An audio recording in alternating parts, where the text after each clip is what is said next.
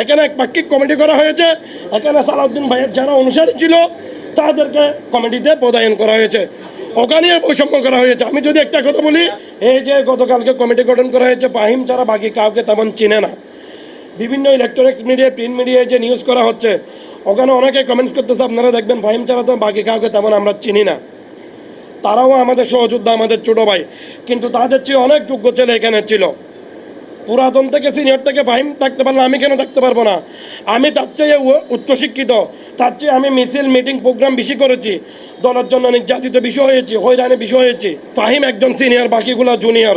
আমি মানলাম সিনিয়র দিবে না, তাহলে ফাহিমকেও বাদ দেখ, আমাদেরকেও বাদ দেখ, জুনিয়র দিয়ে করুক। জুনিয়র দিছে, ওখানে কেন এত বৈষম্য? আমাদের পরে ইমিডিয়েট সিনিয়রদের মধ্যে আমাদের সহ ছাত্রদল আহ্বায়ক হিমু ছিল, আমাদের আলামিন ছিল সাবেক সেক্রেটারি, আমাদের সদর আহ্বায়ক রাশেদ ছিল।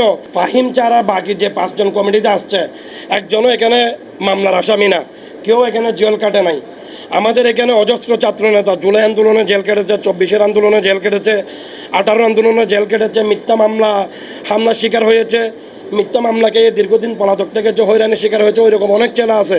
তাদেরকেও মূল্যায়ন করা নাই, তাদেরকেও মূল্যায়ন করা হয় নাই। এখানে একপাক্ষিক কমিটি করা হয়েছে। এখানে সালাউদ্দিন ভাইয়ের যারা অনুসারী ছিল তাদেরকে কমিটিতে পদায়ন করা হয়েছে, ওখানে বৈষম্য করা হয়েছে। আমি যদি একটা কথা বলি, তাদের মধ্যে এখানে একটা বৈষম্য করা হয়েছে। সেক্রেটারি যাকে করা হয়েছে সাইদ আনোয়ার, সাংগঠনিক যাকে করা হয়েছে আশরাফ ইমরানের অনেক জুনিয়র, কিন্তু সিনিয়রকে করা হয়েছে আশরাফ ইমরান, তাকে সাংগঠনিক জুনিয়রকে করা হয়েছে সেক্রেটারি। এটাও একটা বৈষম্য, তাদের নিজ দলের মধ্যে বৈষম্য।